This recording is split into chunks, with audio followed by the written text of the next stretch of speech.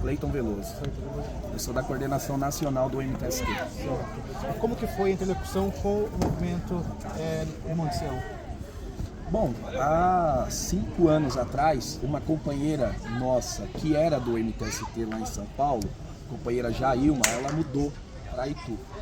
E aí, depois de alguns anos na comunidade, chegou o processo de integração de posse, ela conhecendo o movimento, né, tendo fazido parte aí do movimento, entrou em contato com a gente e pediu para que a gente viesse ajudar no processo aí contra uma reintegração de posse que, no nosso ponto de vista, seria absurda, escrota. E agora, o movimento agora está tentando conseguir, de forma definitiva, a desapropriação daquela área. Então, há alguns anos atrás, 2, 3 anos atrás, o prefeito foi na comunidade e assinou um decreto de desapropriação. Ele colocou na nossa reunião que foi uma iniciativa dele. A gente sabe qual foi o motivo dele ter assinado esse decreto. Foi a mobilização e a organização do povo que veio cobrar isso dele, né? Então, ele assinou o decreto. Hoje a gente veio aqui para entender o que estava acontecendo. Por que não pagou a área? Né? Então, assim, o decreto ele foi feito. Mas, até agora, para nós não está significando nada, porque assina o decreto, mas não tem uma regularização.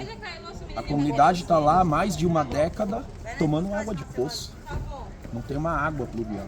E qual que é a opinião do MTST sobre essa reunião de hoje? Foi positiva? A reunião de hoje foi esclarecedora.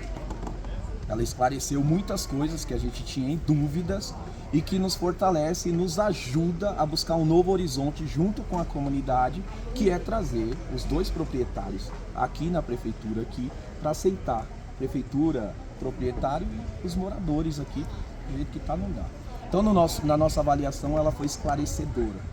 Positiva seria se o prefeito falar, não, eu vou pagar a área e vou regularizar. Faltou isso. O prefeito falou que vai pagar 3 milhões. Vão sugerir isso para o proprietário. Mas, de acordo com informações do pessoal lá da própria comunidade, falaram que essa dívida já está em 12 milhões. Tá, em 12 milhões. O valor do terreno, obviamente, subiu. Você acha que o proprietário vai querer pagar 3 milhões somente? A prefeitura tem disposição de pagar os 3 milhões.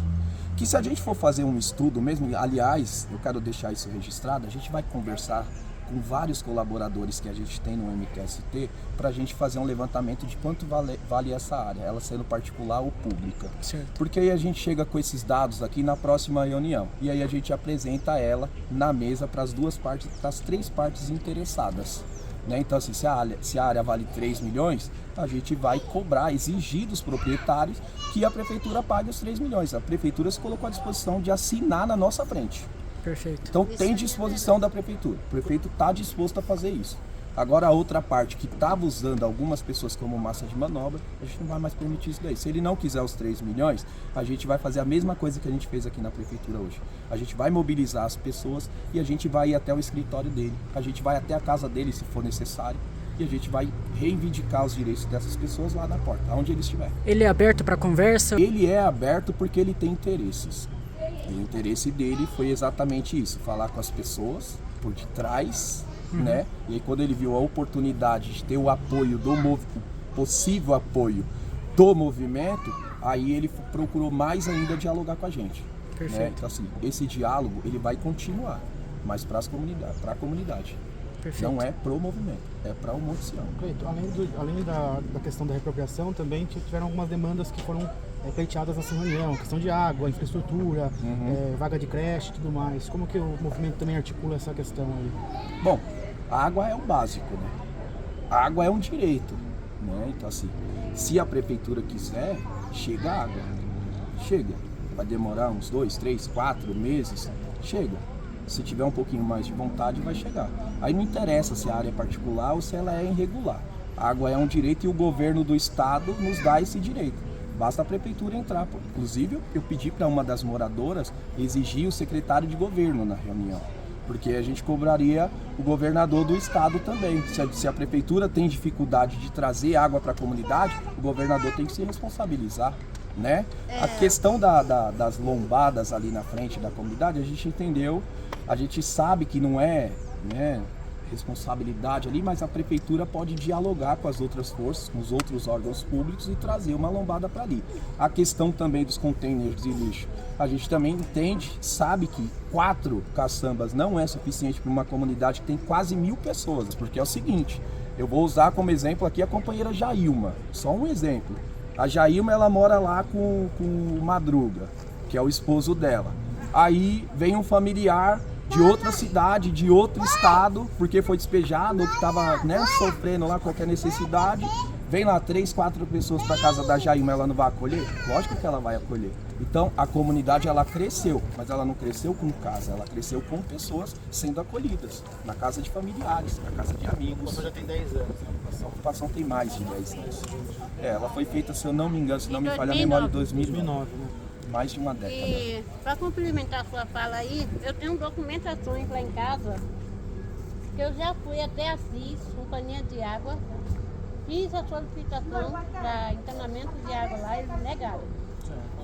Diz que não pode entrar porque o terreno está irregular ainda. É bom colocar isso aí, porque daí também forma uma pressão também para. Claro, e a CPFL foi lá, colocou poste. Tem energia lá. Colocou poste, tem energia, colocou poste, né? Individualizou as casas, mas a iluminação pública é precária. A gente tem hoje, dos postes que a gente tem lá hoje, 20% tem iluminação pública. Tem companheiros lá, Cleito, que não tem poste ainda. Então, tem os para você ver, postes. o serviço ele é incompleto. Se é para fazer, faz direito. Está incompleto. Faz completo as coisas. E aí precisa da gente se mobilizar, se organizar, cobrar a CPFL, porque é o seguinte, quem está naquela área está por falta de opção, né? E quando os nossos direitos é negado, a gente tem que reivindicar. Se a gente reivindicou, bateu na porta da CPFL, vá lá e faça direito, porque a gente está buscando um direito nosso e a gente está buscando, a gente quer pagar, a gente não quer energia de graça e nem água de graça. A gente sabe que tudo se paga nesse país, tudo se paga, né? A promotoria deu prazo à CPFL até o mês de outubro para estar indo lá e fazendo a execução do serviço deles. A gente está esperando esse prazo deles. O prazo é outubro. Isso, até o mês de outubro.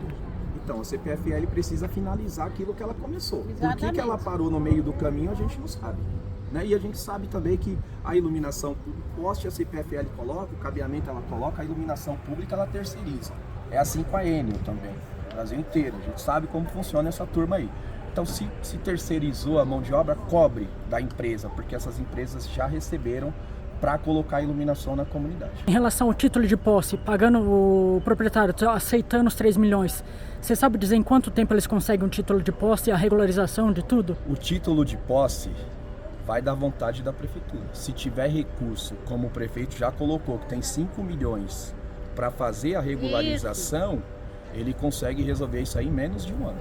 Se tiver vontade, tenha vontade e tenha o recurso, dá para fazer em menos de um ano, antes de acabar o mandato dele. Perfeito. Porém, os moradores já estão matriculados. Já fizeram a matrícula para poder haver a regularização da área. Mas existe essa dívida aí, né, do proprietário.